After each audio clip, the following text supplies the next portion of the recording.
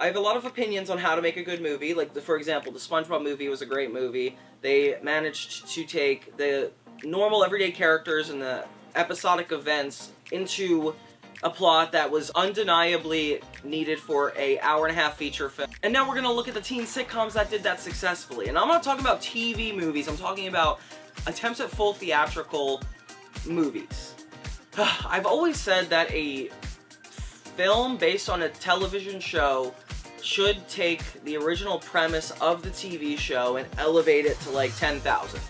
Now, even though I can't count to these numbers, doesn't mean I can't judge them.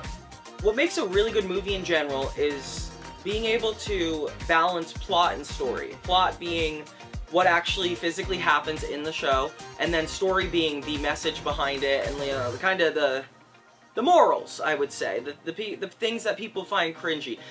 Now, what makes TV shows for teens different is they're a little bit more plot-centric in general because they want to make laughs, they want to make things that kids enjoy. Some of these, despite those facts, ended up making some really incredible films. I've talked about some of my favorite shows like Wizards of Waverly Place, Hannah Montana, Sweet Life, and now I kind of want to break down the barriers and get a little bit further and talk about the movies. Make sure to tune in, I'm sure you guys know a lot of these. This is by far the worst out of all of these movies. A lot of these movies have a special place in my heart, but this is actually very infamous in my heart.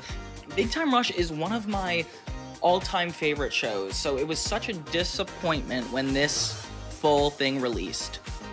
And there's a bunch of different reasons, but the number one I'm going to really touch on is it's a boy band, but they're covering other songs.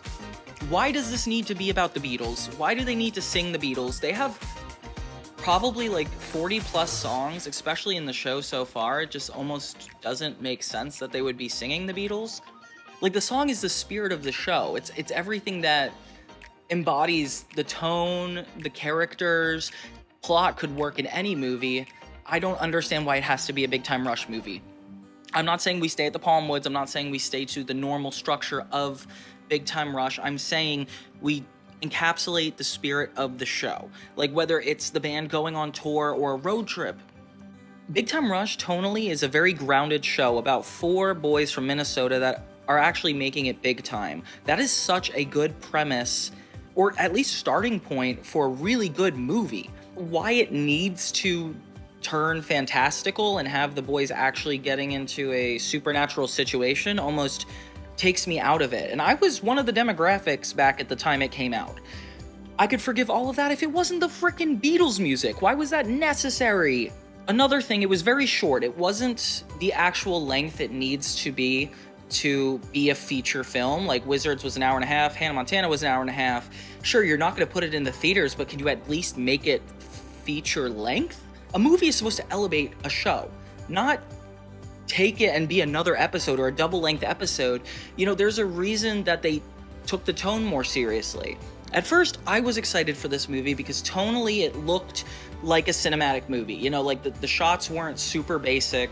I will admit they weren't cinematic enough, but they definitely seemed like they were taking themselves seriously. I was ready to go on a big adventure with Big Time Rush and actually, you know, see how the characters develop, see them in more complicated situations than they ever have been, and there is so much potential to make a really good movie on its own. Sometimes you just have to stick to the basic screenwriting rules, and you know what? They didn't do that. They stuck to a TV script, and I'm sure it was ordered as a TV movie, but like, you guys could have at least taken it a little bit more seriously and really enjoyed yourselves.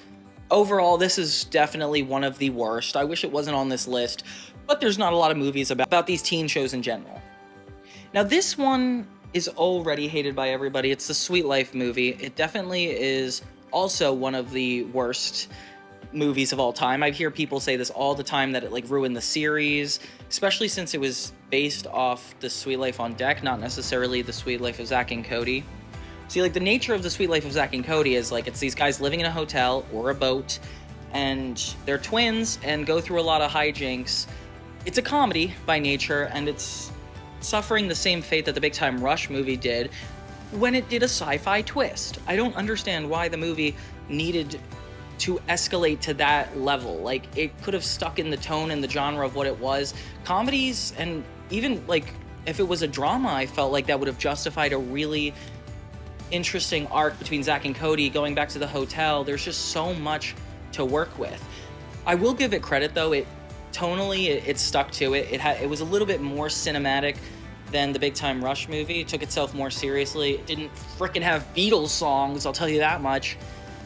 And overall, like, I don't know, like, it looked like a movie. So if you played this movie on mute, maybe there's nothing wrong with it. Sure, it's nice to see the characters outside of their comfort zone, seeing Mr. Mosby at the aquarium, seeing Zach and Cody, you know, being taken over by another set of twins. Like, that's interesting because it's not too far from the premise.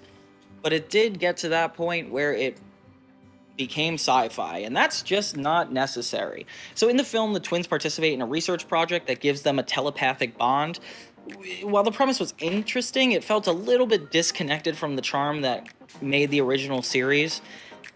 Disney could have done such a better job with this, especially considering Hannah Montana and Wizards of Waverly Place, but definitely would mark this as a lose for this one. It's fun, but definitely not the best representation of the series we love. This is Drake and Josh. Merry Christmas, Drake and Josh. I was going to do Drake and Josh Go Hollywood, but that felt more like a TV movie, kind of like Big Time Rush. I thought this was pretty decently done. You know, like, we start with the original premise of Drake and Josh, where it's, you know, these two stepbrothers that, you know, it's a family show. Like there's sitcom moments, there's them getting into hijinks, you know, there's the neurotic brother and then the cool guy. It's not that hard to make a good movie from that. They didn't use the regular sitcom sets, which was a lot more interesting to see the characters outside of their comfort zone. Super happy to see that. We definitely get the cinematography right. Not as good as The Sweet Life of Zack and Cody, but the story's better, so I'm going to put it higher on this list. We get to see really intense sides of Drake and Josh being pushed to the next level. And even though Drake and Josh Goes Hollywood was, I don't know, I think the plot of that justified a movie more than this one, but this one had a lot more heart to it.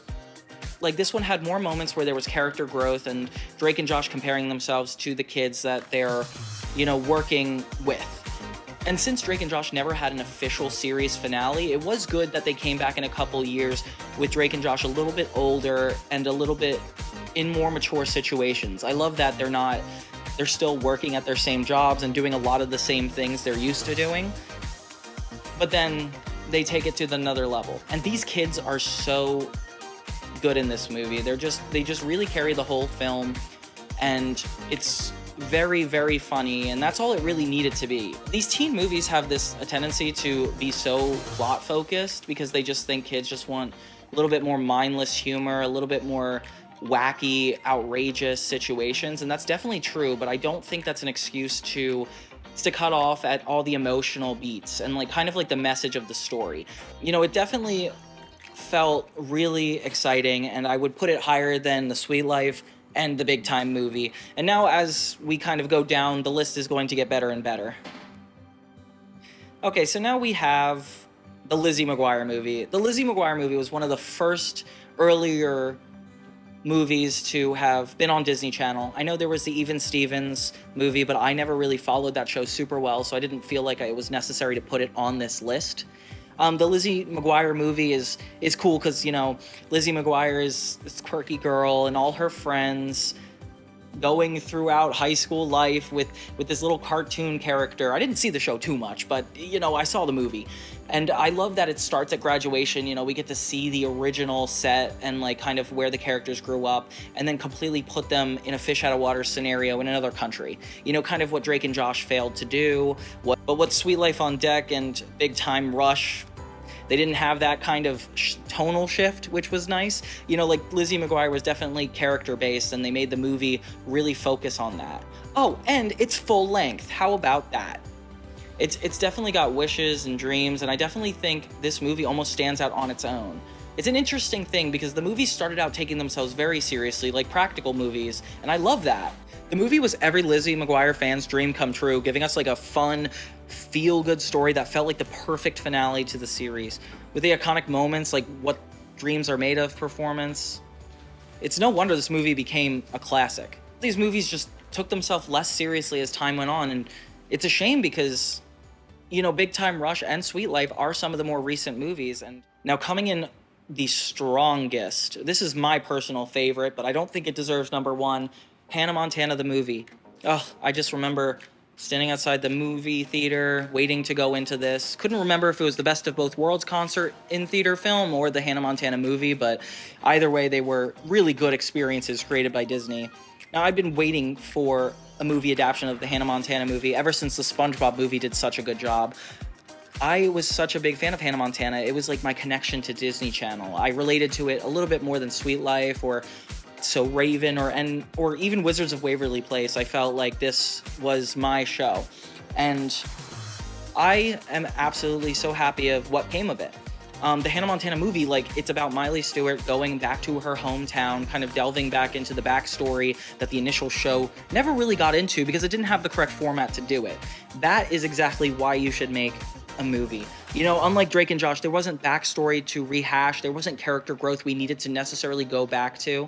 But Hannah Montana, this TV show about a girl living a double life and kind of dealing with the fallout of her relationships with her family, friends, and even, her success as an artist, it just kept getting better as a show as we started to see Miley grow up. And this is like the cherry on top of the cake where we actually see her go through the hardest situation ever, which is going back to her hometown. And there's so many people that are starting to, find out her secret, which is cool because the show is not that dramatic. The movie does a great job of switching genres in a way that all these other movies did a terrible job at, where we get a moment with Miley and her dad, we get a moment with Miley and Lily, we get, all the returning characters coming in at one point. It was the ultimate fan service. I definitely think it was weird to give her a random new love interest, especially being a blonde cowboy again. It's like, why couldn't we just go back to Jake Ryan? The song The Climb was such a beautiful moment of growth for Miley's character, and the song was so well intertwined because it wasn't about the Beatles. Yeah, Hannah Montana could have covered a bunch of Beatles songs, but do you know why they didn't? Because 6 years later, Big Time Rush would ruin their entire franchise by doing so. I mean, I'm sure in the pre-planning phase, that's not what they thought, but you get what I'm seeing, right? It took the best elements of the series and elevated them without being sci-fi, without being an hour long, and it made it such a beautiful standout film. I do remember some rumors about a second movie coming out, but dreams die. As we transition to the best movie, I do feel like the Hannah Montana movie could have ended on this and should have ended on this, but they ended up having the 4th season and Hannah Montana persona to all of the people she loves and cares about, which made for a great last season. But I definitely feel like that either could have been a movie or could have been the movie. Yeah, and the transition back to a TV show that's more comedy was just icing on top of the cake. The best movie at number one is the Wizards of Waverly Place movie. See, Hannah Montana was great at adding the backstory of Hannah had this secret and there was lore to go back into when we hit the big feature film. But Wizards is a little bit more they're more lucky in that sense, as this show is a lot more magical. Therefore, they had a very natural transition to be a movie about magic. They were able to balance more comedy and drama. This was the perfect mix of story and plot, with the characters growing and there being a message, and then also being put in situations that test their characters and allow them to grow throughout the series. It really brought up my respect for Disney to be able to put out such an impressive clash and an arc that they set up from the very first episode. Hannah Montana looked like it was refixing itself as it went along and perfectly fixed itself for the movie, but this one went a little bit further. We got to see the characters, where they're at, everything that's good about the Hannah Montana movie, but these guys actually talked a little bit about these events, like the wizarding competition. They've talked about this and dropped hints about this for most of the show, which is perfect because that's how you want it to go. I know they ended up doing the Family Wizard episode, but I see this movie as being the pinnacle of perfect Wizards of Waverly Place. It's just such a high stakes plot, and I really wish they brought it to theaters. If anything, that could have been perfect. And the more we look into the parents, we notice that there is story in this. The Hannah Montana, and I definitely think it deserves number one because of the fact that Hannah Montana is my favorite show, but Wizards did it slightly better. You know, it's hard to juggle 5 main characters, plot lines, and then also weave them together. But the dad and the mom not being together was almost like actually heartbreaking. It reminds me of that episode of Hannah Montana when their parents slowly started to disappear. But that is a plot for a full movie, and I think Wizards knew that, and they did it super well. It had action, magic, emotional moments. Fans of the show were so excited to see the Russo family in their normal setting transition to a new setting, a fish out of water scene. Like, it did everything that the previous movies did so well, and more. And that's kind of why I would like to give Wizards of Waverly Place the movie the #1 spot of the best teen sitcom to movie adaptations.